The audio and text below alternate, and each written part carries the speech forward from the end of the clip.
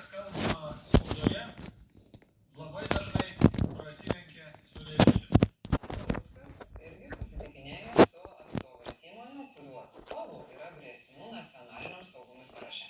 Tokie Nausėdos patarėjai savo laiku irgi rašė, kad sankcijos baltarusiškoms trąšoms out, tai yra lauk, iš bendrų ES sankcijų sąrašo. Ar per paskutinį pusmetį buvo susitikęs su kažkuo iš birių krovinių terminalo atstovų, su Igoriu Udovickiu, Vidmantu Dambrausku ar Viliumi Nikitinu? Nesu susitikęs nei su kokius nuomonės? Dambrauskas, Nikitinas. Esu susitikęs su Viliumi Nikitinu.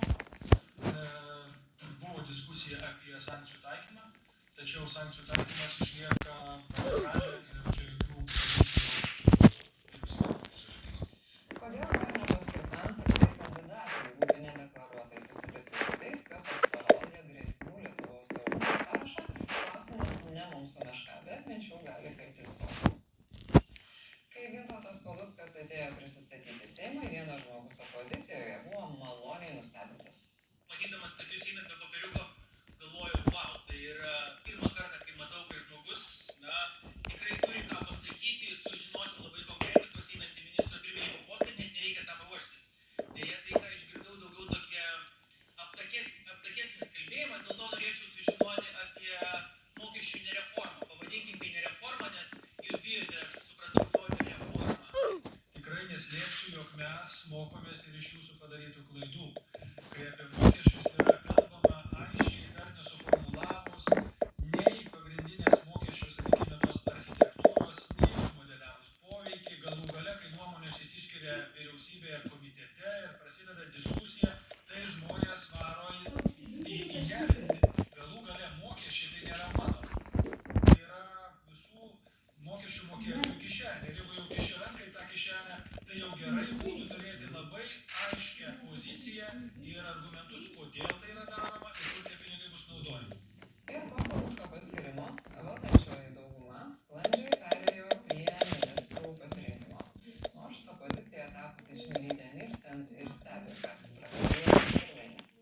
Jums priėmus sprendimą sudaryti koaliciją su Nemuno aušra, retorika iš prezidentūros pasikeitė, jau nuskambėjo tokios mintys, kad sustyravus pasitikėjimui, besikuriančią koaliciją,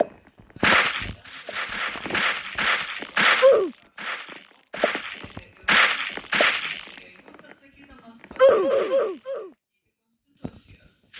Tokie žodžiai, juos sunku būtų įsivaizduoti išgirdus, bent jau prieš mėnesį iš jūsų ar Vilijos Blinkevičiūtės. Tai ar galime daryti išvadą, kad medaus mėnuo tarp jūsų ir prezidento užsitikrinus tokią didelę daugumą bet kuriam veto atmetimui jau eina į pabaigą? Medaus mėnuo nesibaigė, nors konstitucija anot Palucko prezidentas ir palankstė. Į užsienio reikalų ministrus nori padėti savo patarėją Kęstutį Budrį. Ir šitam kandidatui negalioja jokie Nausėdos įvesti atvesimo dėsniai. Dar šią savaitę generalinė prokurorė eilinį kartą paprašė, kad Seimas panaikintų Žemaitaičio teisinę neliečiamybę. Tas pasakė, kad jos sutinka netekti pats. Skamba gražiai, bet nieko nereiškia. Nes Seimas vis tiek turi balsuoti dėl šito klausimo, nes toks yra Seimo statutas. Gal ir naujiena daliai Nemunaičių partijos, bet neturėjo būti naujiena kokiai nors Vilijai Blinkevičiūtei, kuri tai džiaugiasi, kad toks Žemaitaičio sutikimas buvo gautas prieš oficialiai paskelbant koaliciją.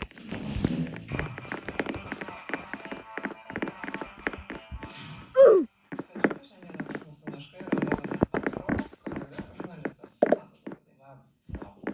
Kokie jausmai apėmė išgirdus ar pamačius, nežinau kaip tai buvo, kad Seimo audito komitetui vadovaus Artūras Skardžius? Aš pirmiausia, tai pamačiau, Birutė Žaldinytė atsiuntė, kad jisai vadovaus, buvo pirmasis spėjimas, jeigu pameni, kad ekonomikos komitetui, tai mano pirma mintis buvo iš tikrųjų, kad Žemaitaitis specialiai provokuoja valstybę ir tokiai provokuoja reakciją, nes jeigu prisimintume visą Skardžiaus istoriją, tai vienintelis jos kažkoks pasekmėtos istorijos buvo, kad jis buvo išmestas iš audito komiteto. Ir toks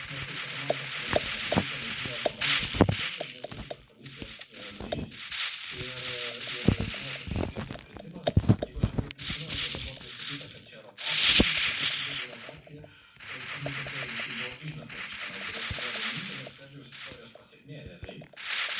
Tai, man atrodo, kažkaip atrodo, kad matytas istorijos atveju, kad tai yra Žemaitaičio. Bet pats istorijos pasekmė, o jie yra įvykę komiteto, kuris irgi opozicijai turėtų priklausyti taip pagal etiką, vyriausybės lygį. Dalis Lietuvos ginklų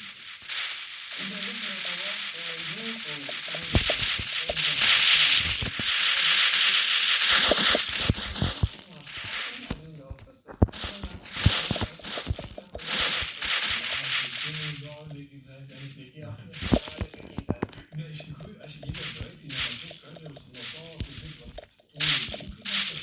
kažkoks duetas, ir nemačiau jo taip gyvai, niekada nebuvau sutikęs. Bet vis taip nutinka, kad aš pagalvojau, kad kiekvieną kartą, kai išrenkamas naujas Seimas, kažkaip galiausiai ta istorija išlenda. Vienaip ar kitaip, tai Guoga atsisako mandato ir vėl reikia prisiminti Artūrą Skardžių. Tai va dabar jisai vėl išrinktas ir netgi komiteto pirmininkų skiriamas. Tai ta istorija kažkaip atrodė, man tuo metu atrodė, kad tai yra tokia, vis tiek tai ne knyga apie prezidentą ar kažkas, kad tai ta istorija turi savo galiojimo laiką ir pasibaigs, bet jinai vis kažkaip iškyla, kaip nesakysiu kas. Kokios galima pasidaryti išvadas apie dabartinį Seimą, apie valdančiąją koaliciją ir jos palaikytoją prezidentą, nes jis yra palaikytojas iš jo nedviprasmiškų pareiškimų, vėlgi remiantis į tą faktą, kad audito komiteto pirmininkas yra Artūras Skardžius, kurio šeimos verslas buvo kredituojamas Banko Baltarusijoje, kuris tikrai turi interesų energetikos srityje ir ką tai sako apie mus dabar. Vienas iš dalykų, ką apie mus tai sako, tai yra, kad visgi visos tos Rusijos grėsmės, kurias mes kalbėdami apie Ukrainą pabrėžiame ir sakome, kad jeigu Rusija Ukrainoje laimėtų, arba Ukraina to laimėtų, kad kiti būtų mes tenai giname savo saugumą, kad iš tikrųjų tai nėra tiems žmonėms tiek svarbu, kiek jie deklaruoja, kada kalba savo kalbas visas. Dėl to, kad realiais veiksmais jie parodo, kad iš tikrųjų ta tokia kasdienė kaimo politikėlė, realioji politikėlė yra daug svarbesnė. Nes man atrodo, aš bandžiau įsivaizduoti Gintauto Palucko, jisai pamato, kad Nemuno aušra siūlo į komiteto pirmininko postą Skardį. Tai ką jis neprisimena tos istorijos. Man atrodo, visi, kas politikoje dalyvauja, įskaitant žurnalistus, prisimena šitą istoriją. Tai man atrodo, kad jo mintis vis tiek buvo tokia. Jisai mato, kad prezidentas, kuris pradžioje, kaip tu sakai, jisai jos tarsi palaikė, sakė, kad Žemaitaitis turi keisti retoriką, tada galės dalyvauti. Kitą dieną Jansonas sako prezidento patarėjas, kad jis jau keičia retoriką ir jau supras, jau viskas. Jis signalai siunčiami, kad jisai komisijai dalyvauti gali. Ir dabar prezidentas staiga nebepažįsta tų draugų, kai pamatė, koksai šurmulys kilo. Aš sakyčiau, kad nebepažįsta po to, kai gavo iš Nemuno aušros Klaipėdos skyriaus įrašą Facebook'e. Gali būti ir taip. Šiaip gali būti ir taip. Beje, panaši istorija buvo su Taivano atstovybė, nes jis iš pradžių buvo už ir viskas buvo gerai, o nekilo šaršalas ir tada jis jau nieko nežinojo. Tai ką aš noriu pasakyti, Paluckas matydamas tokį prezidento pokytį ir kaip jisai vis tiek reikėtų ginčyti dėl ministrų ir derinti Nemuno aušros ir prezidento ir visuomenės šią poziciją, tai tebūnie tie komitetai nesiklašint dėl to galvos, o kad Gazpromas, ne Gazpromas.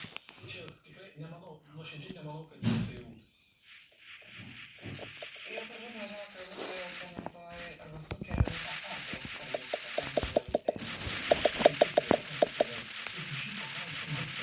Visi žmonės tokie, man atrodo, kad man paliko įspūdį, aš geriau pasižiūrėti prieš laidą. Nepasakysiu tikslų skaičių, bet Ainius Lašas LRT eteryje sakė, kad jisai suskaičiavo, kiek partijų yra statistiškai pakeitę įvairių frakcijų atstovai. Tai ten konservatoriai, socialdemokratai, tos vadinamos tradicinės partijos, tai yra gaunas 1,1.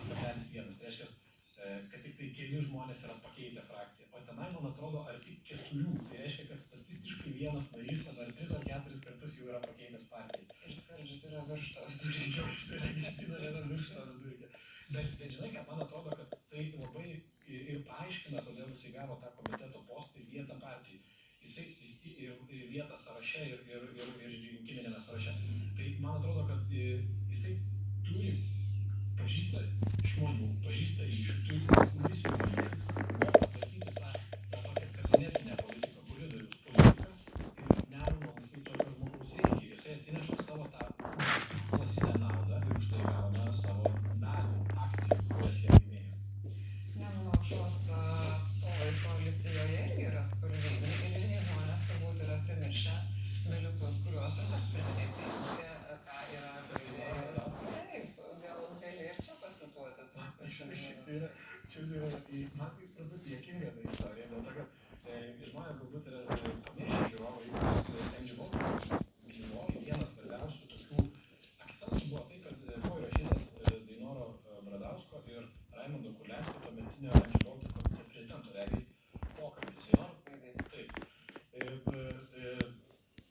Dainoras Bradauskas tuo metu vadovavo tikrai svarbiai VMI institucijai ir tuo metu VMI buvo labai aktyvi. Ir jie prie stalo įrašytame pokalbyje aptarinėja Seimo narius ir tai, kad VMI, žodžiu, atliko tam tikrą Seimo narių patikrinimą, kaip aš suprantu, mokestinį, finansų, kaip jie atsiskaito ir kaip deklaruoja pajamas. Rado 60 Seimo narių kažkokių netitikimų, kurie buvo tarsi smulkus ir sutvarkyti, bet 3 Seimo narių, žodžiu, tie netitikimai yra rimti ir nesueina išlaidos ir pajamos. Ir tai buvo, anot pono Bradausko, buvo Kęstas Komskis, Viktoras Uspaskichas ir Remigijus Žemaitaitis. Tada pačiame pokalbyje 2015 metais ponas Bradauskas sakė, kad vienas verslininkas jam skundėsi, kad Žemaitaitis, taip švelniai tariant, prašė paramos. Suprask, toje apygardoje anksčiau buvo renkamas Balčytis, tas verslininkas rėmė Balčytį, tai dabar jisai turi remti Žemaitaitį. Čia labai švelniai, nes jeigu aš neklystu, citata buvo tokia, mokėjai jam, mokėti man. Taip, nesakau švelniai tariant.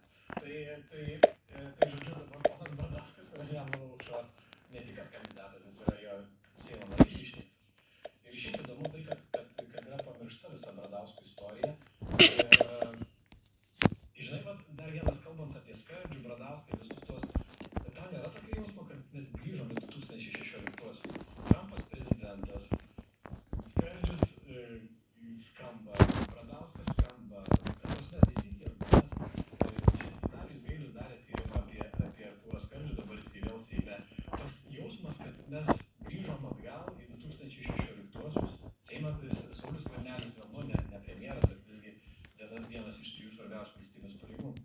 Man kartais yra jausmas, kad aš sapnuoju, nes kai žiūri į Seimo salę ir matai teisėsaugos klientūrą, bandai suvokti, kaip taip gali atsitikti ir negali iki galo suvokti ir nieko čia negaliu su to padaryti. Aš pristačiau tave mūsų pokalbio pradžioje kaip žurnalistą, nors kas atidžiau seka tavo profesinį kelią, turbūt su apgailestavimu yra pastebėję, kad esi pasitraukęs, bent jau iš labai aktyvaus žurnalisto gyvenimo. Ką tu dabar veiki, kaip tu gyveni ir tu neturi vilčių sugrįžti į žurnalistiką ir pradžiuginti savo gerbėjus? Aš dabar pastaruosius metus, turbūt galima sakyti, rašiau romaną, kurį buvau senai suplanavęs ir norėjau parašyti.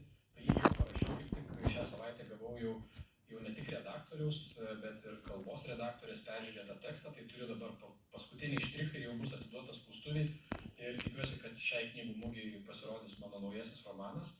Ir